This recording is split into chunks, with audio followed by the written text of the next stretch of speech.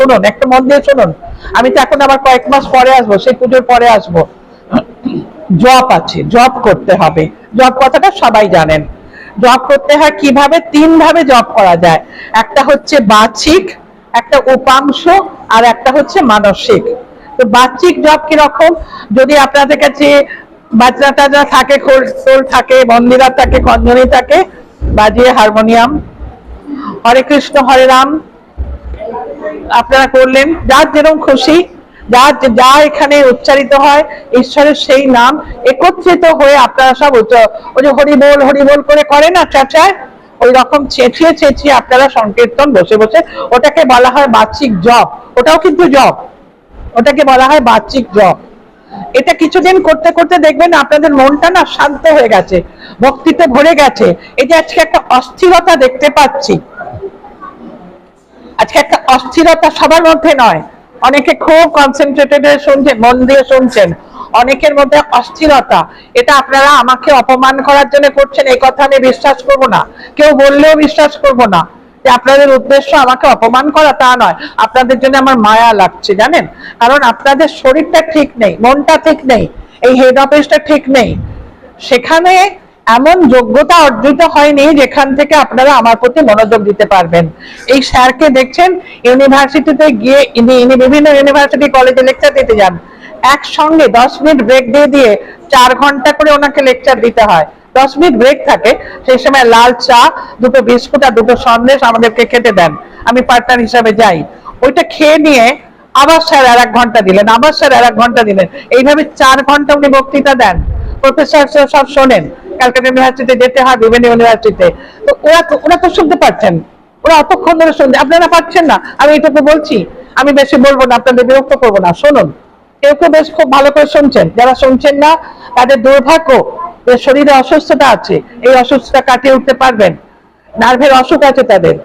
কি করবেন? প্রথমে ওই জোরে জোরে জপ করবেন ঠাকুরের নাম।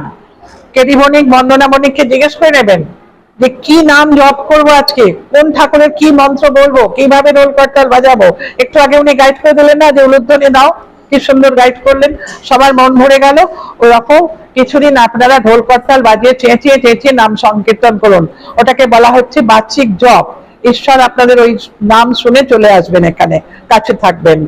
কিছুদিন করার পর এনাদের দুজনের পারমিশন নিয়ে আপনারা কি করবেন? উপাংশ জপ। উপাংশ জপ কিরকম? বিড়বিড় করে বলছেন, সবাই বাবু হয়ে বসেছেন, যাদের পায়ের ডিফেক্ট চেয়ারে বসবেন, টেবিলে দরকার হলে টেবিলের ওপর উঠে বসবেন, বাবু হয়ে বসলে সবচেয়ে ভালো, তা না হলে ওইভাবে বসে এইরকম মেরুদণ্ড কিন্তু সোজা করতে হবে।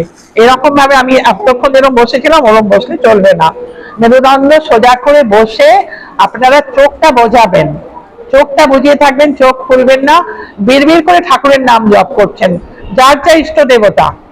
কেউ বলছে গোপাল, সেই গোপালকে কেউ কৃষ্ণ বলছে, কেউ মুরারি মোহন বলছে, যার যেরকম ইচ্ছা। কেউ বলছে যে না, আমি কালী নাম করে আমি আরাম পাই, কালী নাম করুন, ওম বললে আরাম পান। কেউ বলছেন দুর্গা নাম, কেউ বলছে অত শত বলতে পারবো না, শুধু মা বলবো, তাই বলুন, যার যা ইচ্ছা হয় সেইভাবে বিড়বিড় বিড়বিড় করে বলুন।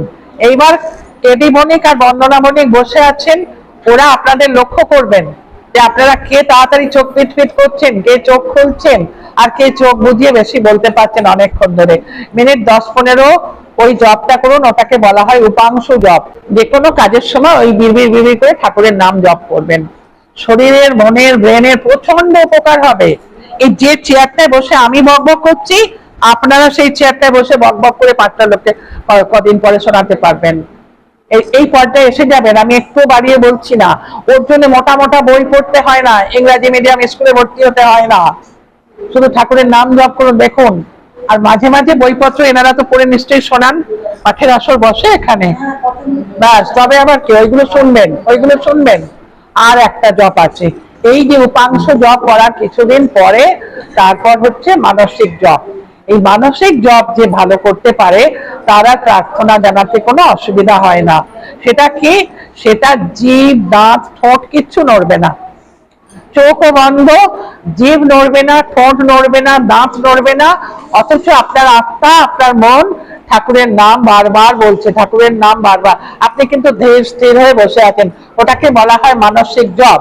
এইভাবে কিছুদিন জপ চালান, তারপর প্রার্থনার আসর কেডি বণিক, বন্দনা বণিক, অন্নপূর্ণা বণিক পরিচালনা করবেন, আপনারা তাদের আন্ডারে থেকে প্রার্থনার আসর বসবেন। মোট কথা আসুন এখানে নিয়মিত নিয়মিত আসুন।